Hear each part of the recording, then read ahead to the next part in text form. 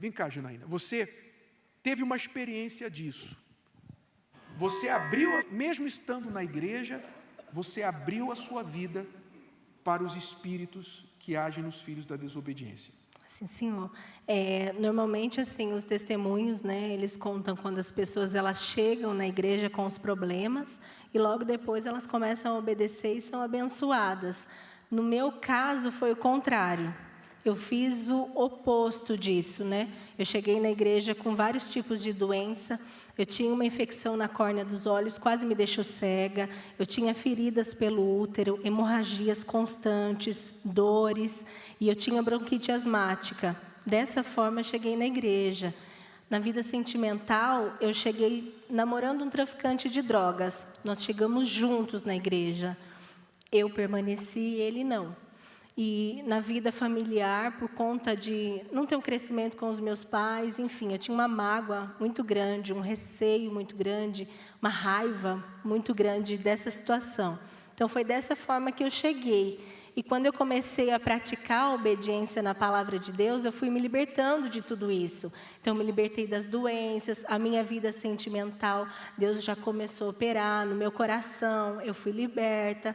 Enfim, eu comecei a ser abençoada, estando dentro da igreja. E o tempo foi passando, bispo, e eu comecei a olhar para aquilo que eu achava que não precisava mais. Foi como se eu tirasse a minha vida do altar de Deus, eu perdi a santidade no altar, estando dentro da igreja como obreira. Até então já tinha me casado, meu esposo foi levantado obreiro e logo em seguida eu. Nós tínhamos uma vida muito abençoada, mas a partir do momento que eu tirei a obediência de Deus do altar, eu trouxe aquela maldição de volta. Por quê? Como que isso aconteceu? Você foi curada de doenças, foi liberta na vida sentimental. Não sei se você manifestou demônio quando você chegou. Sim, você manifestei várias vezes. Foi liberta disso. Fui liberta. Aí se tornou obreira. Sim, senhor. Quando foi que mudou o seu coração com respeito ao altar? Houve um momento, alguma coisa que aconteceu, uma palavra, uma dúvida? O que houve? Na verdade, foram os maus olhos. Eu comecei a ter maus olhos pelos servos de Deus, pelos pastores. Eu comecei a ficar receosa, a ter dúvidas. Foi a partir daquele momento, eu voltei a estaca zero da minha fé. Voltei no zero. Quer dizer, você começou a achar, o pastor quer meu dinheiro. Isso, ele não manda mais na minha vida. Aí eu tomei para mim a minha vida de volta. Eu falei, Deus, agora é comigo. Por quê? Você achava que o pastor mandava na sua vida? Sim. Começou a achar isso? Eu comecei a achar isso. Ele manda nos meus horários, ele manda nas reuniões que eu tenho que vir. Como assim? A vida é minha. E foi nesse momento, bispo, que eu comecei a decair. Aí você decidiu, vou pegar minha vida de volta. Isso, eu queria ela de volta. Fazer o que eu acho. O que eu acho. Aí o que você começou a fazer, mesmo dentro da igreja? Ou deixar de fazer? As primeiras coisas que eu fiz, eu não participava mais da reunião, mas era uma obreira. Eu não coloquei mais uniforme e eu comecei a desobedecer. Faço voto quando eu quero, quando eu achar que eu não devo fazer, eu não faço mais. Quer dizer, eu comecei a deixar os maus olhos, né, entrar dentro de mim, aquele sentimento. E foi a pior coisa que eu fiz, bispo. Porque o estado que eu tinha quando eu cheguei na igreja, ele se tornou pior. Então, as feridas no útero começou a voltar, as dores eram mais intensas, né? O problema nos olhos, aí eu já estava casada, então isso começou a afetar o meu casamento. Meu marido como esposo, na obreira, e eu como obreiro, e eu não mais. Eu não queria mais estar junto, eu não queria fazer parte mais daquilo. Então, eu fiz do meu jeito, e eu paguei o preço pelo meu jeito mesmo. Eu trouxe aquela maldição de volta. Aquela maldição que foi quebrada lá atrás, eu tomei a decisão dela voltar, quando eu comecei a desobedecer. Aí como é que ficou o seu estado? Pior do que o primeiro. No momento mais deplorável, como é que ficou? Olha, bispo, o momento mais deplorável foi que começou a afetar o meu casamento. Eu me tornei uma pessoa insuportável de conviver. Meu marido passou por poucos e piores momentos comigo, mas eu lembro que assim uma coisa que me chamou muita atenção, que eu não sei explicar, né? Mas eu morava numa casa e quando eu ia trabalhar de manhã tinha um espelho bem grande no banheiro, né? Quando eu passava por ele, eu sabia que o meu nome era Janaína, mas eu não sabia quem era eu. Eu perdi a identidade de quem era eu. Eu me perguntava na frente do espelho, mas quem é você? Eu não tinha mais essa identidade do Espírito de Deus. Eu fui despejada do meu próprio corpo, da minha própria alma. Eu não tinha mais percepção de nada, eu fiquei como se fosse uma louca. Eu tinha sintomas de uma pessoa totalmente desequilibrada. Então, esse foi, acho que o pior momento da minha vida. E isso na igreja? Eu Você não deixou a igreja? Não.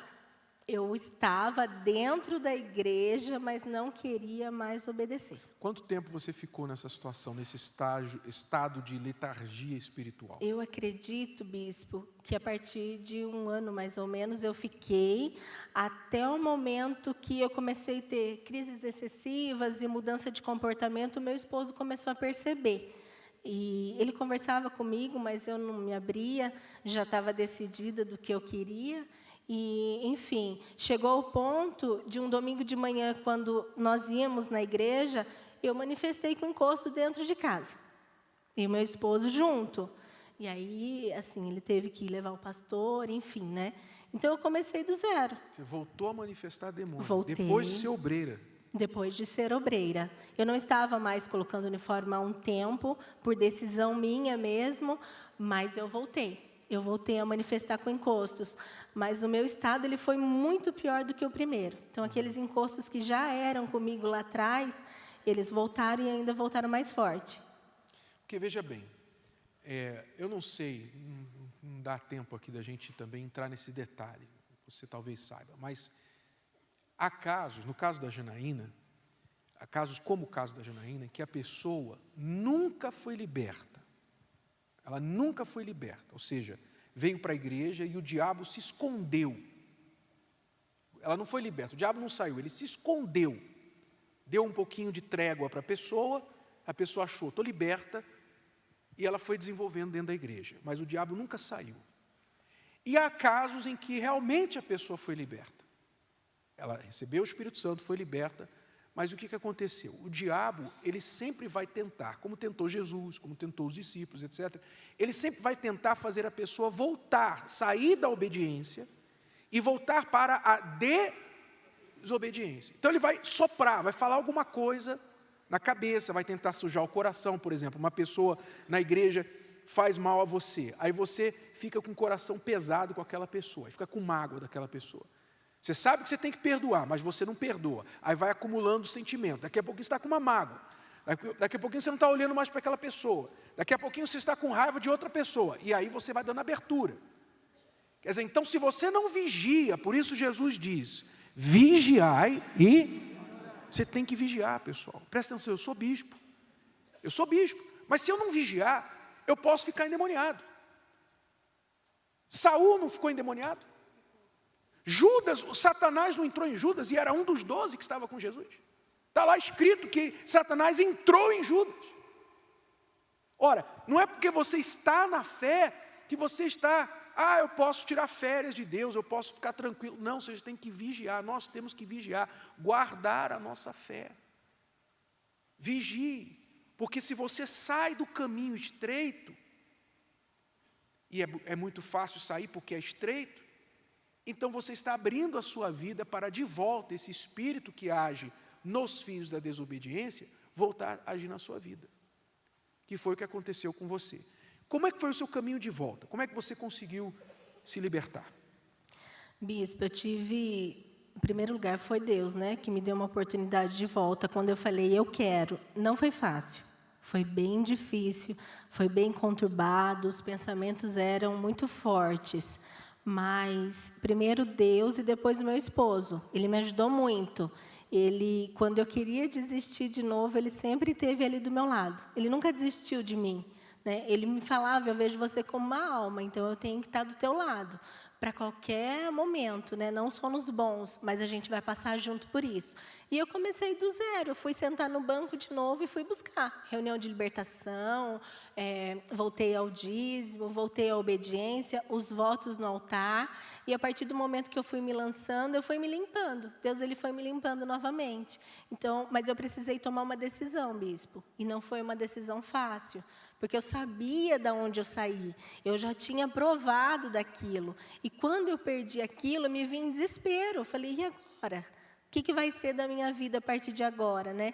Tanto que eu me tornei uma pessoa totalmente desequilibrada, não era mais eu ali, mas eu voltei. Eu tive que ter essa força de voltar. Foi a partir do momento que eu coloquei de volta a minha vida no altar. Falei, bom, daqui eu saí e agora eu vou colocar ela de volta. Como que você colocou? O que você teve que deixar de pensar, sentir, fazer? O que você teve que colocar de volta no altar que você tinha tirado antes? Eu tive que colocar minha confiança, bons olhos, eu tive que colocar minha fé de volta, porque ela já estava apagada. Eu não tinha mais aquela fé, eu não sentia mais aquilo que eu tinha.